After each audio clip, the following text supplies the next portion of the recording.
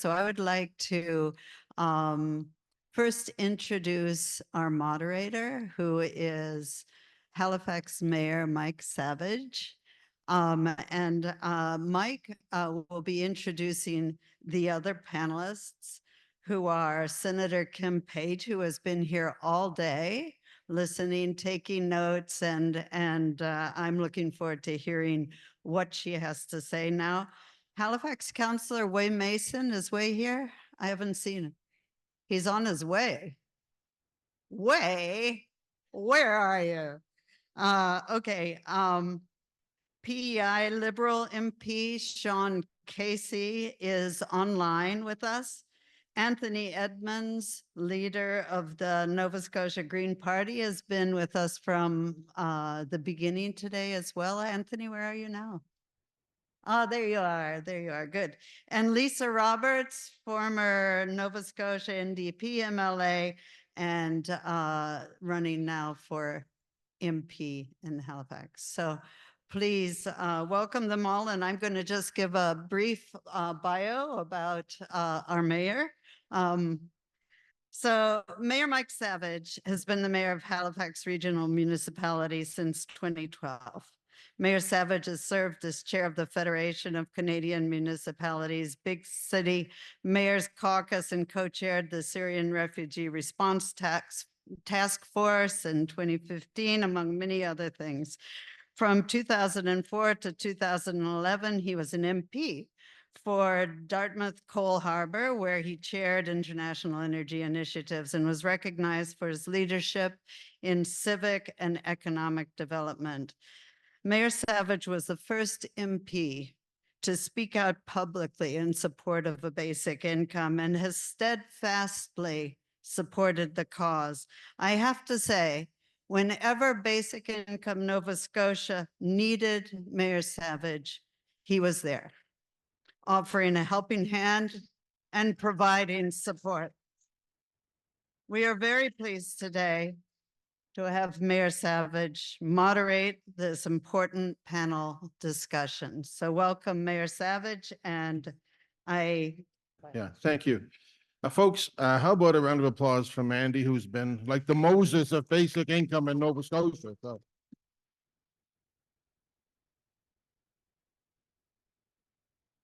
Thank you very much, and I'm glad everybody made their way from the library over to good old historic St. Matt's here. I'm not getting religious, but there's almost something biblical and spiritual when we talk about basic annual income, and many of the gospels of many of the great religions of the world talk about peace and mercy, justice, and fairness, and I think that's what we're talking about today. I want to acknowledge, I notice our poet laureate for HRM, Anna Kwan, is in the house in the front row. Anna, nice to see you.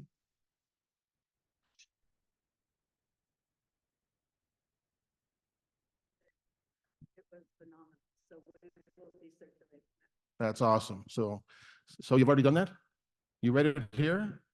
I'm sorry I missed that. I wrote a haiku in grade 8 that went into the Halifax Herald I came second in the grade 8 poetry, but I didn't qualify for HRM Poet Laureate. That's a big deal.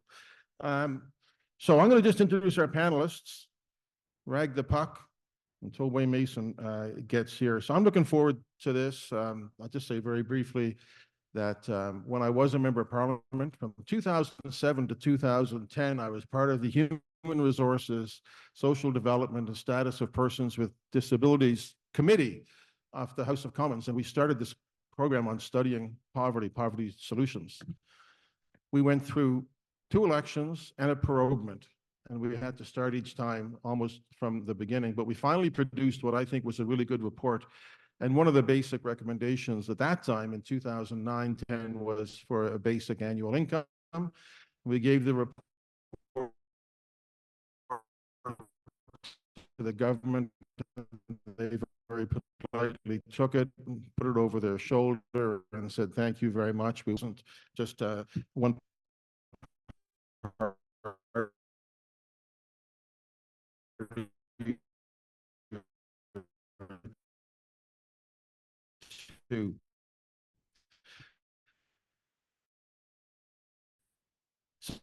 So this is a big issue, and mostly bring that forward. So I'm very pleased to be with this panel.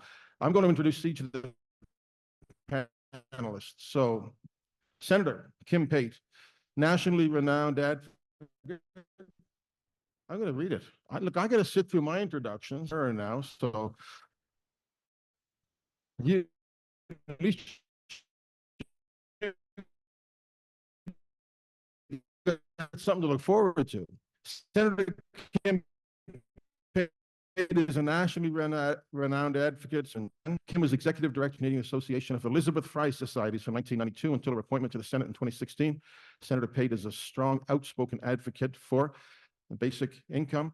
Her bill, an act to develop a national framework for a guaranteed livable basic income, is currently being considered by the Senate Standing Committee on National Finance. Ladies and gentlemen,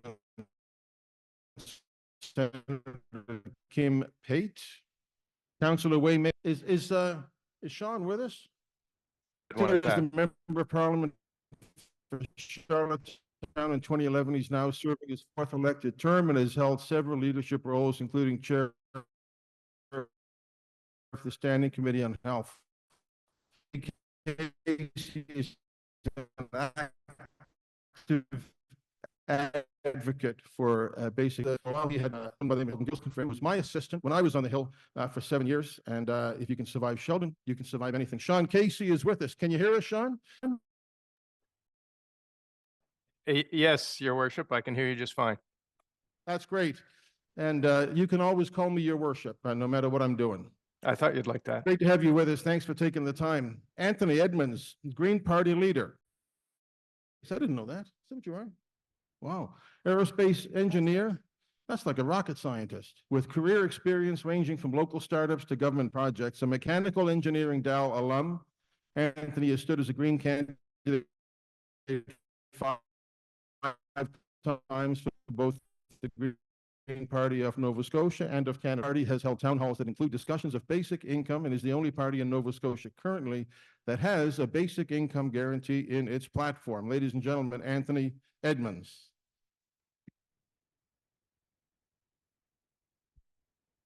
Lisa Roberts, former MLA, who's now a candidate for Parliament, is a Dow alum who studied a Master's of Development Economics, is a former CBC journalist who's worked with nonprofit organizations and community groups, was elected NDP MLA for Halifax-Needham from 2016 to 21. As an NDP MLA, Lisa openly supported BIG, calling a press conference to highlight BIG Nova Scotia's petition presented in the House calling for the creation of an all-party committee to study its implementation here in Nova Scotia. Lisa is now the candidate to be the Halifax Member of Parliament in the next federal election for the NDP. Lisa Roberts. And now the late Waye Mason. Waye Mason, my friend and colleague in council for the last 12 years. Waye is a community leader, entrepreneur, educated, and Halifax councillor since 2012. Has championed bringing transparency and accountable to council. Prior to his election as councillor, Waye grew businesses, led member organizations, and developed the arts and culture sector in Nova Scotia for 2 decades.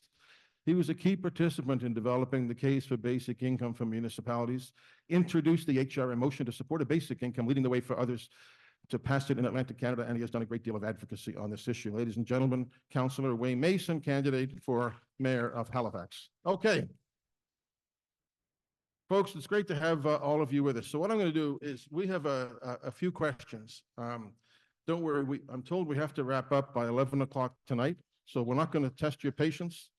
No, come on. We got a few questions, and I'm going to ask each of the folks here to take it on, and I want to thank them all for being here today. Obviously, we're here not as partisans, but in a nonpartisan manner to talk about the importance of basic income, and particularly what this is about. The focus of this panel is how do we get from here to a basic income guarantee. So first question, and I'm going to let, so I guess, where's Mandy? Where's my Mandy? There she is. Barry Manilow wrote about you. Did you know that back in the 70s? That was my favorite song. So is everybody going to answer all the questions or just those who wish? Okay. Okay. All right. I'll look for direction from Anna. Municipalities across the country particularly here in Atlantic Canada, have passed resolutions in support of a basic income. In Nova Scotia alone, 15 municipalities have passed these resolutions, with approximately 80% of the Nova Scotia population living in those municipalities. So the question is, starting off municipal, what impact do municipal resolutions have, and how can we amplify municipal voices to increase their effect? Maybe I'll start at that end of the panel on this one with Waye, who's done a lot of stuff on this. Waye, how you doing today? You got the floor.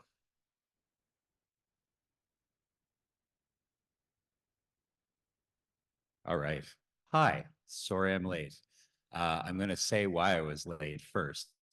I was at the RCMP apology to the African Nova Scotian community and people of African descent in North Preston. And it's still going on, but the RCMP delivered the apology. And when I got the tears out of my eyes, because I was weeping, and so were a lot of people in the room, I got in the car and came here in the rain. My involvement with this is I joke that my job is to drive Mandy to other municipalities or Atlantic mayors and then introduce her and then let her go at them to talk about this. And that has happened probably 3 or 4 or 5 times. But I also got, you know, the mayor and I have been funded yet would be incorrect, but I feel like we have been successful in raising the pressure on the federal and provincial governments. And, you know, it is so interesting to me, and I'll end here, that, you know, the first one that happens will be like a very quick domino effect, in my opinion. Like, if you passionately believe in it, it's, if you want the status quo, you don't want another pilot on that scale, because you know that it will immediately undermine all arguments against doing it everywhere. So Tim Mary from the outside, right, the consultant on the library, always says the old system fights back, and everybody says this in consulting, but he's the one who said it to me first, is the old system you're about to replace fights back the most when it's about to be replaced. And I feel like that's the juncture we're at now. Thanks.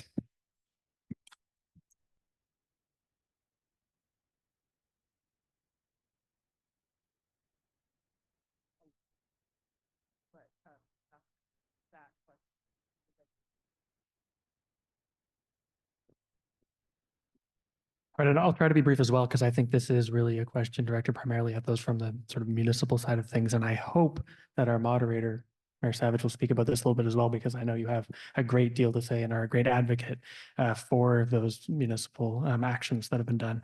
But I will say, welcome to everyone here. I'm happy to be here. I really do like the cozy venue. The United Church is a really wonderful organization that does great advocacy for poverty and many other things. And I think those who are watching online have missed at the back. We're looking out on the panel here. There are some wonderful posters. We can see people, smiling faces, wearing decked out in pride colors, inspirational quotes about climate change. And that latter one really speaks to me as a Green, as does just the general message here, talking about guaranteed livable income, GLI, which is the Green Party's preferred term for basic income. It's obviously a long-standing policy of our party. As mentioned, it's been in our platform for a number of elections, and it's very important to me personally. It's something that I think is a top issue, a top tool in our toolbox to address the poly crisis of housing poverty, et cetera, that we're dealing with in Canada and in the world, Western world writ large. So I'm really happy to see the broad representation on this panel, both partisan and obviously nonpartisan, from our municipal friends. Absolutely fantastic. And obviously, to some extent, I think it's not a coincidence that this panel is put near the end of the agenda, because we are, to some extent, those who are most responsible for implementing this. For better or for worse, governments are best positioned of all the organizations in our society to actually implement a GLI. Municipal, maybe to a slightly lesser extent, which I think is why this question is here for the panel. What does that mean? What can they do? And I think it is really important, that advocacy, because fundamentally, we as politicians, we deal in political capital, and the currency of that, to some extent, in a broad sense, is public sentiment. So the battle to implement guaranteed livable income arguably is a battle for hearts and minds. And that's not a surprise to anyone in this room. We know that. We're all fighting that. We're living that every day. That's the advocacy that we do. But I think having those messages from the municipal order of government calling on the province, calling on the federal government to take action, to throw their support behind that, I think is very meaningful because it adds legitimacy in a very real way. And we heard, I think, especially that last segment talking about the PEI project, the calls for, reaching out to elected politicians who are even on the fence to get their voices in as, you know what, it's not a bad idea. This is a good thing. We should be looking at this, because to the supporters of those politicians, that means a great deal. And I think personally, I'm incredibly grateful that people in the municipal order of government, who can't really run on this as a key platform issue because it's not something that falls within municipal jurisdiction, that they're willing to stake their political reputation on this issue is incredibly meaningful. It's an incredible, I think, act of self-sacrifice that they're doing for this cause. And I don't think that should be overlooked, but I'll keep my remarks short because, as I said, I really want to hear from Mayor Savage on this. Well, I'm the moderator. I'm not going to answer, but I will. So why does it matter? Well, it matters for a number of reasons. It matters sort of on a general level, and then it matters on a specific level, and then it matters on a practical level. So generally, what Waye said that I've often said is true, that for a lot of issues, particularly housing, but also poverty writ large, is that the feds have the money, the province have the jurisdiction, the cities have the problem. It's not a joke, it's an actual fact. And we're seeing more than ever. And you don't have to look far outside the walls of this building to see people living on the streets of Halifax. And so as a municipality, we've gone from saying it's not really our problem to saying it's still not our problem, but we're not going to let it happen. And we're probably spending, I don't know, Waye $10-12 million a year now in terms of the people that we're hiring and the resources that we're using. And people forget the simple fact that the biggest cause of poverty is lack of income. It seems self-evident, but people forget about it. Like, that's an actual fact. So I've long believed that.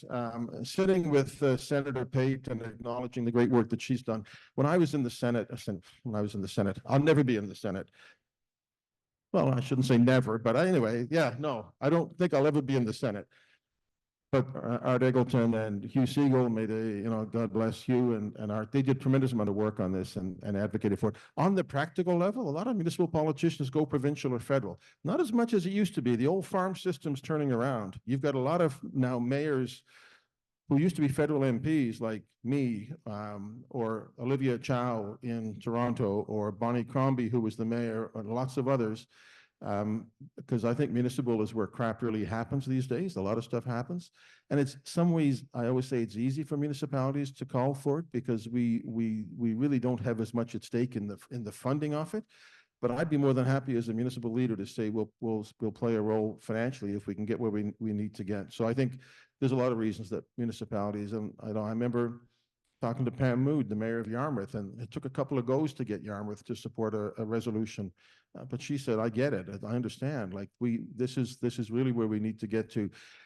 And I know it doesn't have to be said in this room, but and everybody says this is not a partisan issue, but really this isn't. I mean, Richard Nixon looked at this back in the 70s, for heaven's sake. Daniel Patrick Moynihan, his HUD secretary, they looked at this, and politically, they sort of at some point were convinced by people, no, that's a little bit radical, but they looked at it. And people from a lot of different political standpoints have looked at a basic income and said, you know what, it makes a lot of sense. And sometimes in the political sphere, that's a negative, but that's where we're moving to. Do you want to speak to this one, Senator? I'll get to Sean after you. Can you hear me? Okay, sorry. Thank you for all your work too and leadership in this municipality, and thank you to all my co-panelists for all the incredible work you do. And I also want to say thank you, Mandy, for inviting me to come, and thank you to everybody else who's been here, and Jeff for starting as often such a good way, Anna for your incredible poem, and of course Nigan's sharing of information, which I think it was invaluable in terms of the importance of leadership. The reason that I think municipalities passing resolutions is vitally important, despite what everybody has just said in terms of the lack of ability to actually implement them, is it sends a clear message to the folks that I sit with in Ottawa, and especially the ones down in the other chamber, that in fact, this is what the Canadian population wants. And so when you see municipalities like either, and the stats that you mentioned, 80% of the folks in municipalities here in this province want to see basic income, that sends a clear message. And the reality is, as I think Marie said earlier, it's the grassroots indicating what's needed that I think will ultimately drive this. And Dr. Zhao, who's done a lot of work with us, she's done the cash transfers in Vancouver, actually is tracking the fact that all the research is showing that it is the rising up of people that will move all of this, if you didn't know that already. Of course, you guys all know that, so. Is there a voice from the island on this one? I don't have a lot to add to what has already been said, except for this. I completely agree with Mayor Savage's breakdown of how the angles of a problem are typically characterized in this country, with the feds having the resources, the province having the jurisdiction, and the municipalities having the problem. It isn't the first time that I've heard this, and it's almost always attributed to Mike Savage, but it is absolutely true. The only thing that so yes, there is some value to municipalities passing resolutions. Members of Parliament and provincial legislatures have to pay attention to that. The municipal politicians that are passing these resolutions answer to the same voters as the rest of us. So it is relevant. Any and all advocacy to push the issue is a good thing. And this falls into that category. The one thing that I would add is that it's at least as, if not more impactful, that these unanimous resolutions from individual councils find their way into the Nova Scotia Federation of Municipalities and ultimately the Federation of Canadian Municipalities. The Federation of Canadian Municipalities, as Mayor Savage would know, is an extremely influential body in Ottawa, and for good reason. So to the extent that the individual councils create a groundswell for larger organizations to copy and paste, that just strengthens the case. So I think all the other points have been made. There's no need for me to replow the same ground, and thanks for having me here. Thank you very much, Sean. Appreciate that. Next question, and I'm going to begin with Senator Pate, and I'm going to go this way on this one, is that quite often at party conventions, basic annual income, basic income guarantee is proposed as a policy, but it doesn't get into party platforms, with a few exceptions. And so the trick is, how do we do that? How do we get this really important idea into party platforms at election time, so at least you can hold politicians' feet to the fire? And I'm going to begin with the good senator. Thank you, and please just call me Kim. Yeah, thanks. Well, I wish I knew how to do that. That's exactly what I went to the Senate to do. And I didn't mean it as a joke. I was the last person. The people who put my name forward thought it was a good idea, but I was the last person thought I'd end up in the Senate. And the thing I went there to do was actually to try and build, you know, some of the work I was doing. In fact, it's 40 years ago this year since I graduated from law school here in Halifax. And my whole purpose was to go there to help to build robust social, economic, and health systems and reinvigorate and reinvest in national standards. Well, when I got there, I think it's emblematic of this very issue. When I got there and talked to a few people about what I wanted my first speech to be about, it was about guaranteed livable income. I wanted to speak about it. And everybody said, oh, no, they already think you're a bit way out there. If you start there, they'll think you're really way out there. Start with something that will lay the groundwork. So some of you know I started with the mass incarceration of Indigenous women, which some people also thought was way out there, and flushed out a few racists in our crowd. And but 3 years later, I was actually appointed on my 57th birthday. So 3 years later, on my 60th birthday, thought, okay, if I'm not ever gonna, if I haven't talked about it now, when am I ever going to talk about it? I've only got 15 years left if I don't cark it or quit before, so I better do something. So I launched an inquiry and then started working on the bill that Leah Gazan and I then implemented. So I finally got on the order paper in February of 2020. Well, we all know what happened 3 weeks later. So suddenly something looked prophetic. Never mind that I, like many of you, I'd been working on it for the better part of 2-3 decades. But suddenly it looked like a new way to go. And so I do think lots of you have talked about, and lots of you know, because you're doing the work, that it feels like we're on the cusp of something.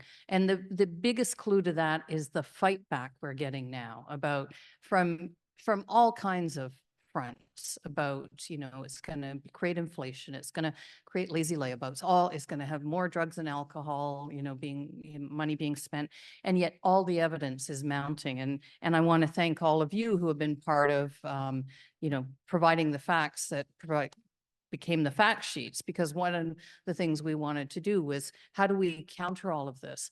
So I think we're on the verge of it. What I think has stopped it so far is, again, it's not, you're the aerospace engineer. Yes, thank you.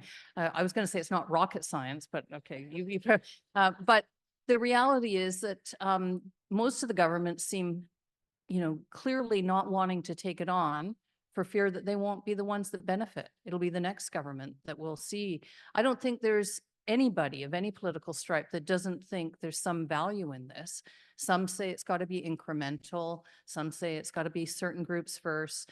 But, I've yet, even amongst the Conservatives who are fighting tooth and nail against it and now have a policy not to support this, all of them see a value in this. And so the fact that it crosses party lines, the biggest challenge, I think, is who will be the first to do it. Because as, again, you all know, like Medicare, it'll be the same thing. Nobody will be game to pull it back once we start seeing it roll out. And yes, there's all kinds of challenges with that, but they're not challenges we can't meet, because there's brilliant minds like all of yours who are working on this every day, and that we get to tap into. I feel like a sponge, just like pulling from all of your work. And so I think we're on the cusp of it. And my hope is that not just your party, and thank you for that, but every party will have it in their platform this coming election federally, or will have to deal with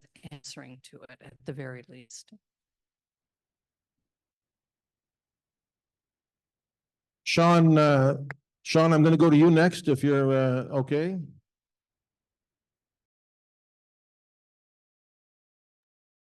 Yeah, can you hear me okay? Okay, I'm just going to pick up where Senator Pate, or Kim as she prefers to be called, left off. And I can really only speak to the Liberal Party of Canada in terms of the platform development process, and I'm happy to do that. And quite frankly, for us backbenchers, it's a bit of a black box. There is a massive process to accept ideas and resolution for consideration by the platform committee, and then it goes into something that is significantly less transparent. And I guess that is necessary. What I can tell you is that I am the caucus liaison to the National Policy Committee, and the National Policy Committee of the Liberal Party is now going through a process to feed resolutions into the Platform Committee. So that's one way it gets before the Platform Committee, is the grassroots develop resolutions. They get voted on by the same as any policy development process. But there's multiple other places where the smaller group that decide the platform get their ideas, and they could come straight from caucus, they could come from the PMO, they could come from any minister's office. And it's pretty clear that it's a funnel. There's an awful lot of ideas that go into the platform committee, and then there's a relatively succinct document that comes out the other side. And what happens in between is a mystery to all of us that aren't at the table. On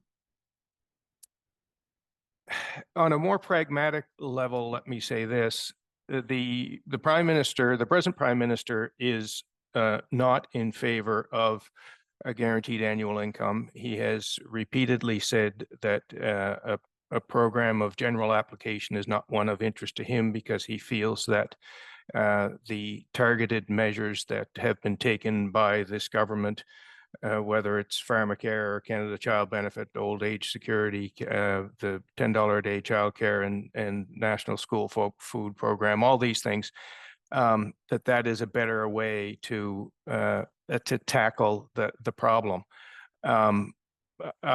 I beg to differ on that and other issues. There is significant support for guaranteed livable basic income within caucus. There is some support in cabinet. But really, without the Prime Minister on side, without the Prime Minister on side, it's unlikely to see the light of day.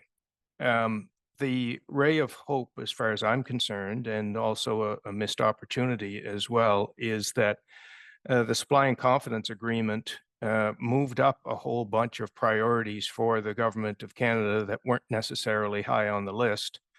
And progress has been made on many of the priorities that were prerequisites for the NDP support. So I guess my feeling in terms of the platform process is that it's important that all members of Parliament are reminded that this is what their constituents want, that pressure is applied through the caucus. I think as long as the Prime Minister is where he is and his position is what it is, it's going to be somewhat futile in our party until we find ourselves in a situation where a progressive government needs to gather ideas from outside of their inner circle to be able to move them forward. So yeah, that would be my take on how do we get this into the platforms, at least based on my own personal experience. Thanks. The honesty, Sean. Thank you for that. Anthony? Thank you, Mayor Savage. I feel like I'm in kind of an interesting and unique position to answer this question, perhaps, but obviously GLI was in the Green Party Nova Scotia platform before I was leader. I can't speak to how I got it there because I didn't do that. I can speak a little bit to, I think, why we haven't seen it more broadly translated from the will of party memberships into actual platform. And I think fundamentally in the war room of those political parties, I think there's a concern, and I think it's misplaced, that it's not broadly a popular policy with the public. And I think that's untrue. I think it is broadly very popular, at least in concept. I think that's misplaced, but I think the concern there that I have is not necessarily that, there's not some critical mass of popularity that needs to be achieved. It's that's even a prerequisite. I see partisan organizations waiting on a consensus to materialize spontaneously before they go ahead and put their weight behind this issue. And I don't think that's the right approach. I don't think it makes sense to make their support contingent on the appearance of a consensus publicly. I think to do that unfairly puts the onus to achieve that consensus or even achieve broader public support generally onto advocacy groups like Basic Income Nova Scotia. And I don't think that makes sense. I don't think that's the correct way to do it. I think that's putting the cart before the horse. I think the public expects our political leaders to lead, to be bold, to act, to paint a vision for the society that they want to live in, that they want to build, that they want us to be able to live in, and then take steps to bring it into reality rather than just being passive receptacles of the public will. It's easier said than done, obviously. Thank you. But I think the way that we can actually make that happen practically, it's not necessarily to say, hey, we want the words guaranteed livable income or BGLI or basic income or whatever variant you prefer to name it as, it's the same concept, that you want those words explicitly in your platform. I think we need to be wary of letting the perfect be the enemy of the good. So if the concern when you're, and I'll point again to the broad cross-partisan nature of this panel, I think is fantastic. And these are all people who have been in those back rooms when the platforms are being drafted at those parties. And I know these are people who have been advocating for GLI to be in those platforms. So I'll offer advice on how I see the way to go about more effectively doing that. I mean, as I said, it's to not let perfect be the enemy of the good. So if the concerns that you hear being raised by your counterparts is that there's baggage around the branding, that people think that's some sort of radical idea, which we've heard, then perhaps the issue is just with the name. Ditch it, call it something else, invent a new name. Have a different program that you're not calling that, but achieves the same outcome, because it's the outcome that's ultimately important. It's not the name, right? If that means the concerns are, well, what about the cost? We want to have our costed platform look very good. We want balanced books. We don't want to have to identify means by which we will fill this hole in the budget that would be created by a broad universal program. Maybe the response is to start small.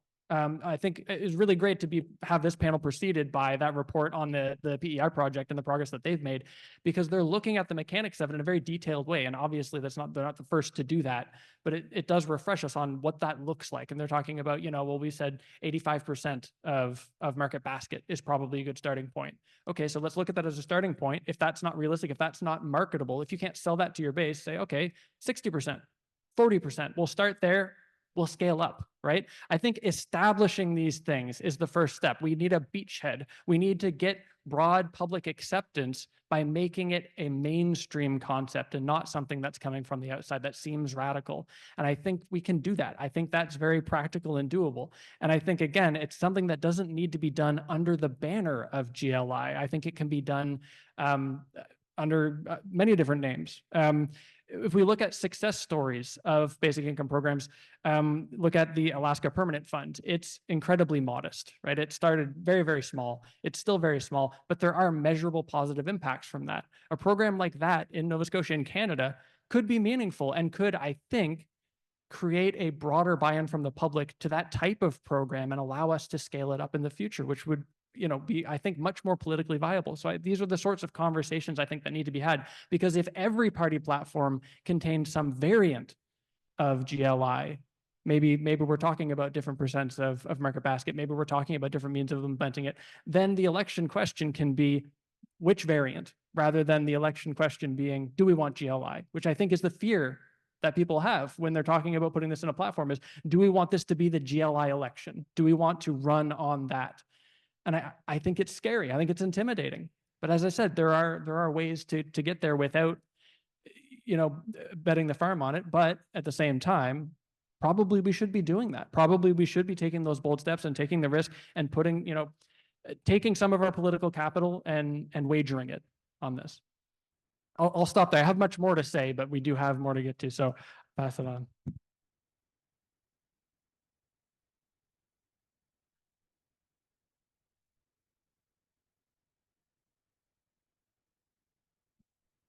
Here we go. Okay. So first of all, I kind of passed the mic on the first question. So let me also take a moment and say thank you. Thank you for this opportunity to have, I would say, a refreshingly frank and also detailed conversation about public policy with, some different perspectives.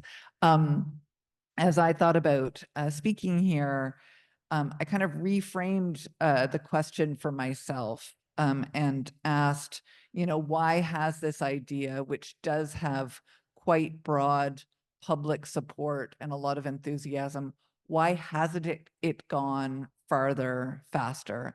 And I'm really, really grateful that I was here a little bit earlier for the presentation from the PEI group. And I think, I'm sorry, is it Barbara?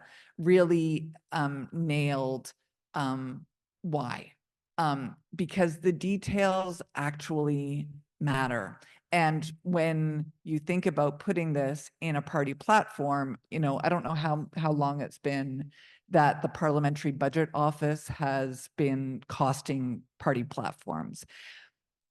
But to cost this requires all those details to be figured out. And I think, I ran in the 2021 election and didn't win, and ended up working for Nourish Nova Scotia, which is part of the Coalition for Healthy School Food.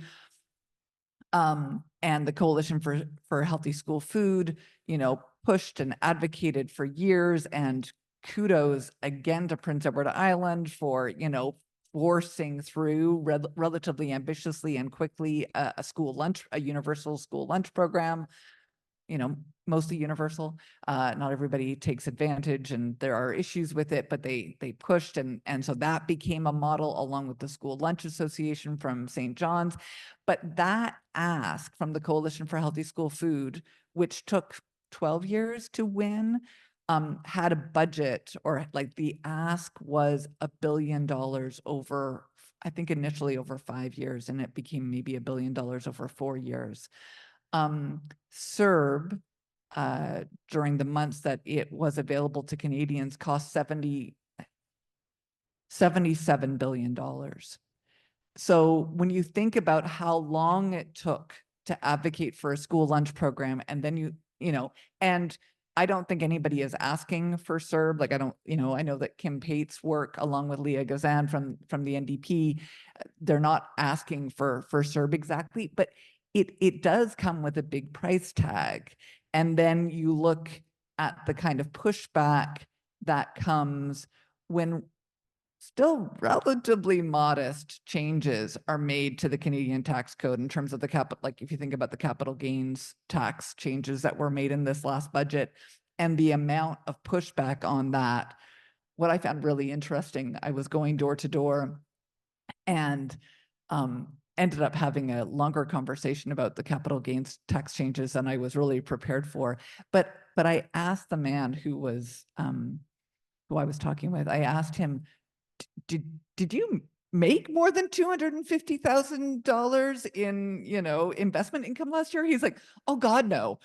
But one day I might, so like he was preemptively concerned about the capital gains tax changes, even though he was making relatively low waged income. So sometimes, I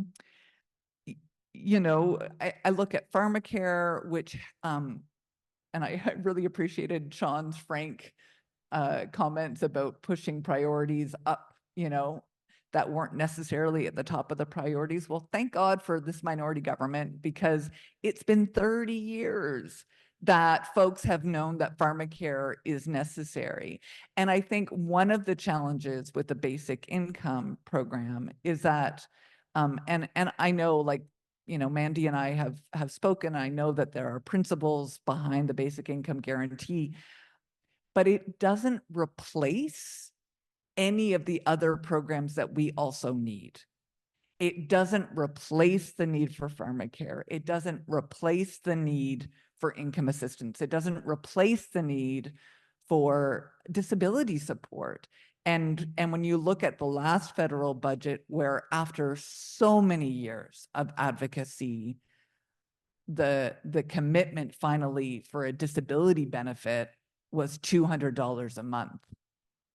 And, I think one of the very helpful things that the NDP has proposed through a private member's bill is to ease the qualifying for a disability benefit, so that if you've already been approved at a provincial level for some disability tax credit, what have you, you wouldn't have to go through a second really onerous qualifying process to get the disability benefit.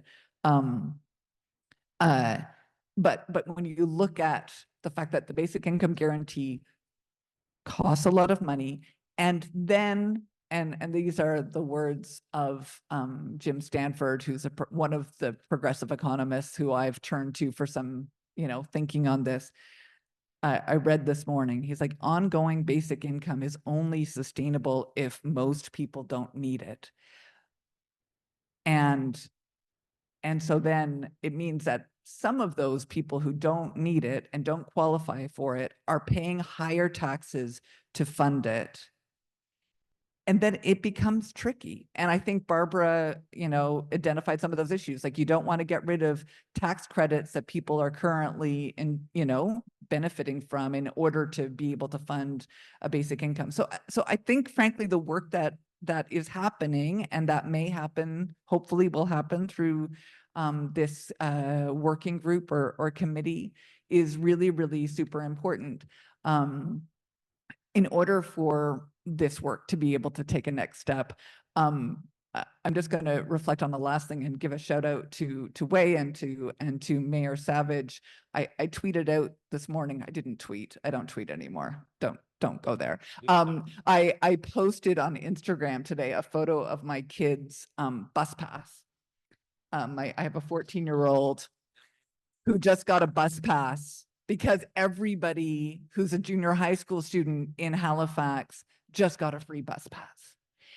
And I had nothing to do with it. I just shared the fact that literally it was the highlight of my 14-year-old's return to school. And it's because listen, for a lot of last year, he was 13 and he was pretending to be 12. And now all of a sudden he's like taller than me, and it wasn't going to work anymore. But like, so many people have already liked my post of a bus pass. And it speaks to the power of universal programs, because universal programs we all pay for and we all benefit for. I mean, that is the beauty of libraries. It's the beauty of Medicare, as challenging as it is. But it is one of, I think, frankly, like one of the difficulties with basic income, because hypothetically, any one of us might need it. But it's not sustainable if we're all going, like, if we all get it, then who pays for it? So it's more complex than I think I appreciated the first time I heard the concept. Is the mic in the right place this time, Brad? Yeah, let's have a yay, Lisa. Brad was texting me. I had the mic too close to my face. Is it good this time? Doing okay? All right, thank you. So I'm not a member of any party, so I was thinking, how am I going to address this? Though I donate to people in all parties, and at one point helped fix the Green Party website because a friend of mine in Nova Scotia was doing it and asked for help. And I described my politics as being a conservative progressive or a social activist with an MBA who used to run his own business, which makes me unpopular at parties and with parties. So you do the best you can, but I decided to apply the lens of running for mayor to, because we're doing policy development and we're out there telling people what we're going to promise and all that stuff. And the transit pass one is great. I have two examples. A couple of years ago, and that's one of them now. I had one, and I'm going to add that. A couple of years ago, when we funded the Halifax Climate Action Plan and put a climate action tax on the bill, we knew we were risking a lot, but we wanted to say this is what this is for. It's not just going into the maw of government. We wanted it to be dedicated to meeting our Paris goals and our 2050 goals. And it was interesting because during that time, I could go on and on about what it was like and what it's still like, but during that time, we had young, very active left-wing activists emailing us saying that will hurt poor people. And I looked, and I was looking at my wife one night going, the neoconservatives really have won. Like, we have just lost the thread here, that the people who you would have thought the most, who are under 25, would think this is great. Some of them were horrified. And certainly there's the trend, the through line. The transit pass is a great example of that. I posted that when council approved that, and works, when the province came through with the money to fund it. And that is it's very like, in a lot of ways, like a tiny micro version of basic income, because the end goal is to have less school buses on the road and have more capacity in the transit system for those kids. And it should save us money as a society. But the side thing is, your 14-year-old now has a bus pass, and you don't even have to drive them unless you want to, or they have to be driven, right? Like we are very conscious that giving a bus pass to all these kids from grade 7 to 12 will give them mobility and freedom that they maybe didn't have before. And the end result is stand by tomorrow or the next day, you'll start getting all the people posting going, well, somebody's paying for it. It's not really free. And so that's a through line. And so I want to bring some hope to that conversation, right? Like folks have been for a long time, for the last 5 to 7 years, we've seen it kind of gone from, yeah, I'm willing to pay for stuff to I'm hurting. And they are hurting because of interest rates and inflation and wages not keeping pace, and all those things are true. But also, and I have to believe this as someone who's running for mayor, because the people who are most negative are the loudest people. But we had a poll a couple of months ago that we were given access to that said 55% of people actually think the city's going in the right direction though they have concerns. And 45% of people have concerns about the direction the city's going in. But if you start to pull that apart and look at the crosstabs, they don't hate everything, but the loud voices do, right? The ones who call talk radio and who are posting on Facebook from Alberta about how our free bus pass is a bad thing. And that's what happens, right? But what's changed in the last while, and I hate to simplify this, is because I'm an optimist and that's not what I think. And I think most people are optimists, and the information supports that. And so while we're doing our platform development, everybody wants to be 10 minutes. I'll be very quick, very cautious about these things. They want to be very cautious about promising things or costing things or spending things.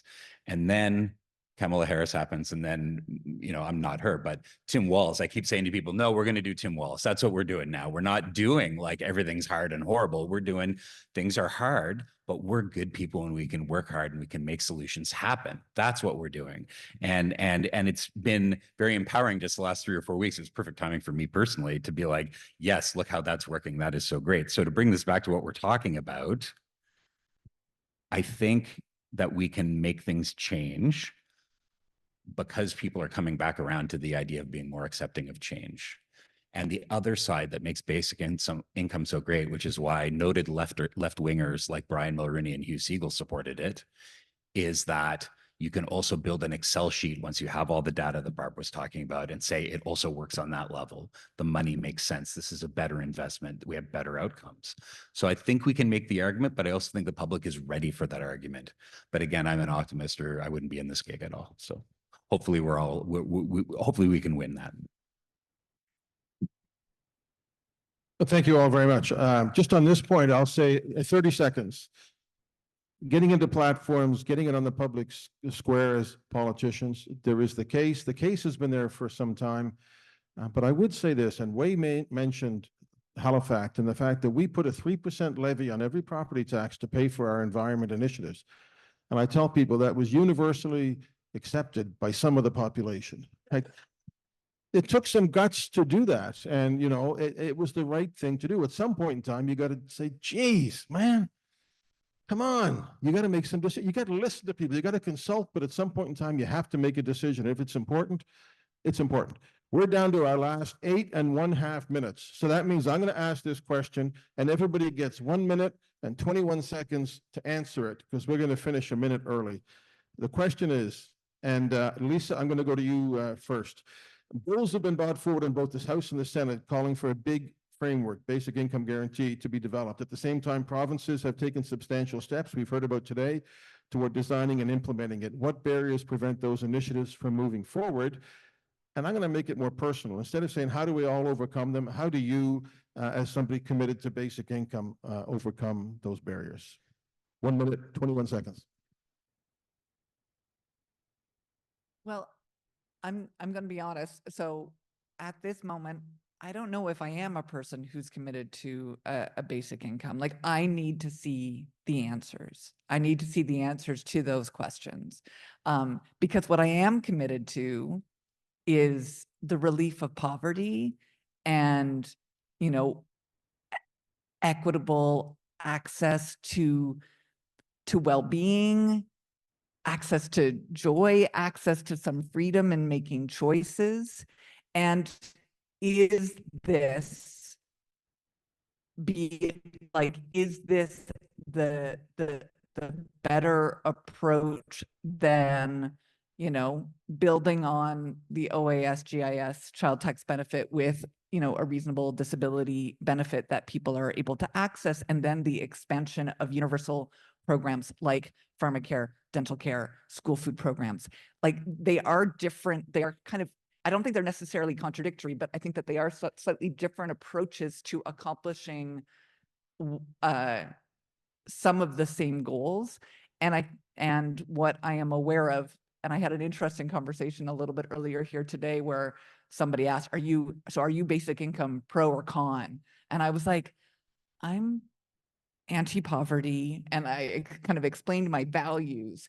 And the person I was talking with is like, yeah, that's not what I'm interested in. I'm interested in this. And I'm like, so I think basic income is quite unusual in that a lot of people are attracted to it as a program, as an idea, and as a tactic, sometimes with various different sets of values. And it's unusual in that way. Most of the time, people agree on their values and then they disagree about the tactics. In this case, I think sometimes people are inspired because yeah, like a lot of people like the idea of a basic income, but they might believe in it or be attracted to it because of different outcomes that they're hoping for. I love the idea in Ireland of like a basic income for artists. I'm like all about public support for artists.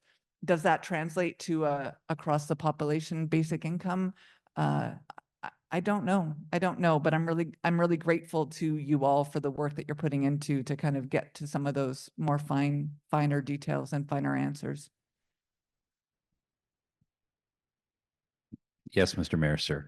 So we'll put Lisa down as basic income curious. I'm basic income 100% supportive. I think that, thanks, Mandy.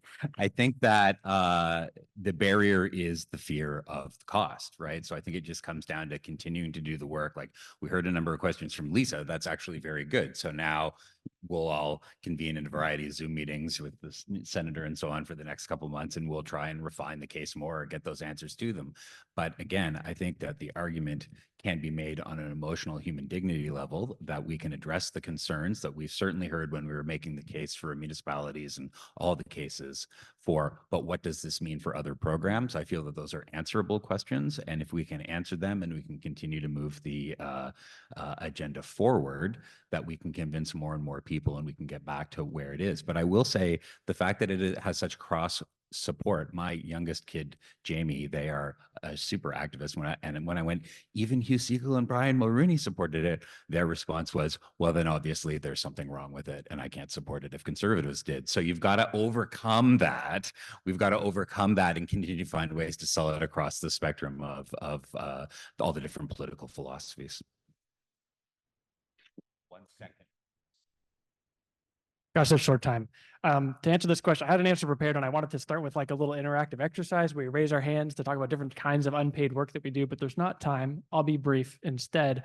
The point of it is that we all do unpaid work and GLI enables it and makes it possible. And that's just one of the many difficult to measure intangible benefits of GLI that don't necessarily translate into GDP numbers.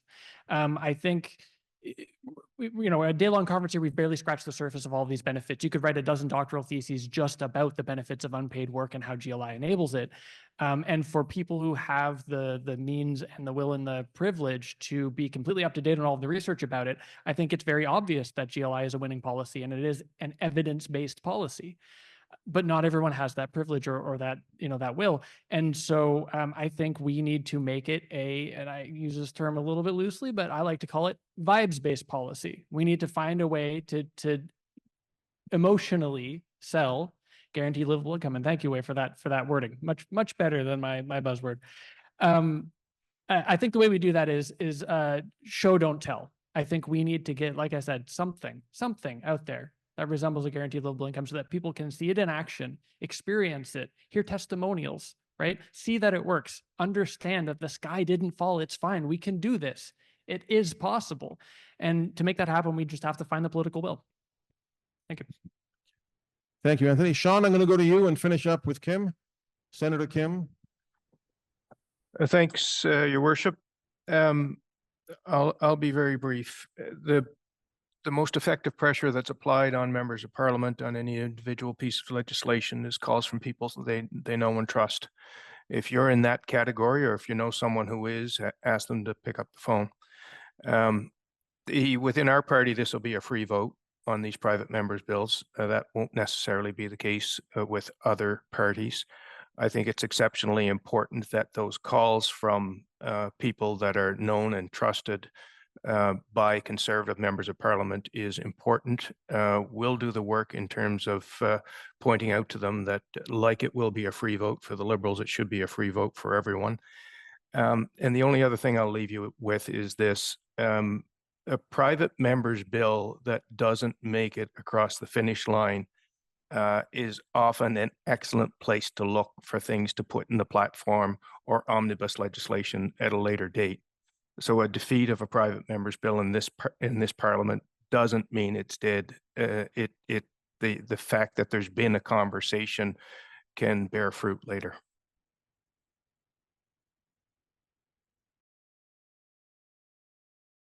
And I'm going to pass Lisa our fact sheets because the very first one is the financial case for it.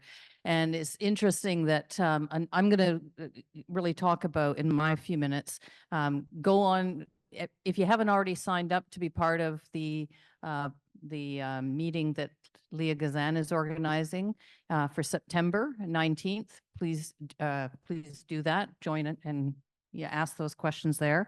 Also look at the cases that Rosa Galvez has made for basic income is linked to climate issues and the fact that we need to look at well-being. Look at what's happening in Scandinavian countries where they have virtually eliminated homelessness and eradicated poverty by talking about well-being as opposed to GDP as a measure of how progress is made. And look at the work that Senator Down has been doing, as well as Senator Colin Deacon here from Nova Scotia, where they've been talking about the need to look at competition laws, tax evasion. And as Senator Down said to me, you know, if we solve this and we ensure that people who are not paying taxes pay their taxes, we could, he said, you know, we can fund all that stuff you want to do, Kim, and more. And the reality is, the presumption, we need to end the presumption that poverty isn't already costing us money, that what we're doing now, keeping people, you know, deep in poverty costs a lot of money. It costs to the healthcare system. Part of the reason I got involved was I was going into prisons, and guess what? It's full of the people every other system fails. And so there are all kinds of costs that don't even get captured. That I just had this conversation with Yves Giroux, the parliamentary budget officer, 2 days ago, and he said one of the biggest challenges, and that he's now starting to say when he comes before our committees, is that he's asked to cost things. He can't project the savings that he sees as inevitable that will be there.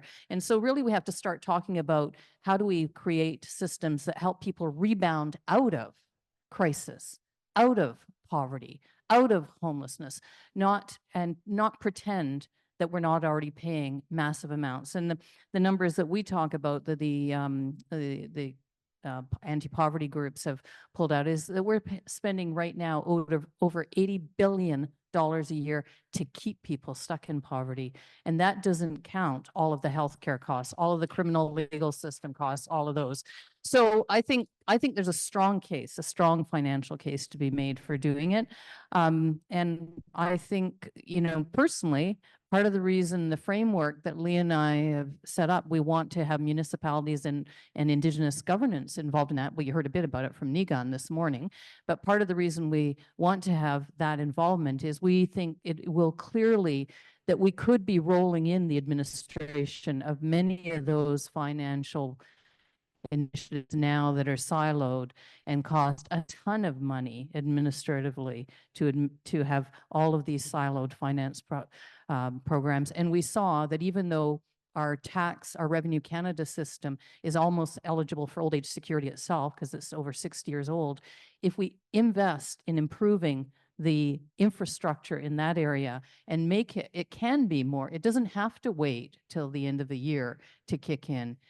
We saw during the pandemic, it was the only system that could respond on very quickly and roll out resources, we could be looking at reforming those areas. So this isn't just about doing a demonstration. That's really important. I think that'll help move along the dial to whether it's PEI, Newfoundland, wherever. But having that, but then also insisting that we start to have those discussions about how do we move things forward in a more progressive way. And to get it before the public face, I want to do a shout out to Jesse's work, who you're going to hear more about. Teresa, who's here, who's trying to get resources to make a film about basic income, which I think, based on your success in all kinds of other areas, Teresa, I'm hoping that'll happen sooner rather than later. So I think there's all kinds of reasons to be incredibly optimistic and positive. Thank you very much. Okay, we're going to wrap this up. I'll say as my closing comments that I was elected to Parliament in 2004, re-elected in 2006 and 2004. I was told by the bishops of my own church that I couldn't take communion in my church because I was a supporter of same-sex marriage for LGBTQ communities. The churches and others, not this church, not the United Church, Dr. Peter Short was a great supporter of civil marriage, moderator at the time, but we were told we couldn't take communion in the Catholic Church. 2 years later, in my second term, the Canadian Conference of Catholic Bishops was applauding the work that I was doing on poverty through the House of Commons Standing Committee on Poverty.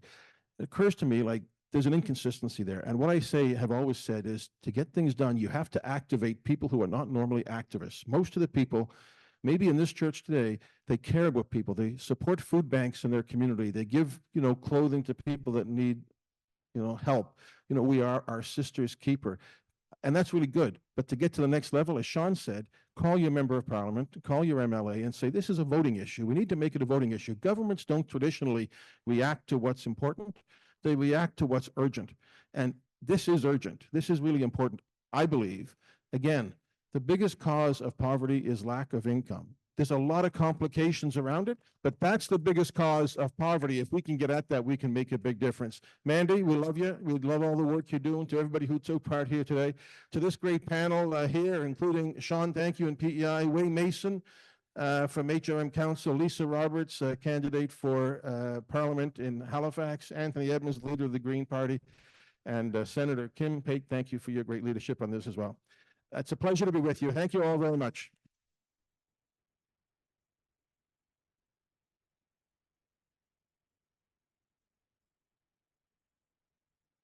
Thank you so much. This was really a good discussion. There were differences of opinion. There's obvious ways in which we can help inform people who are on the fence. There is data out there, and we can provide that data for you.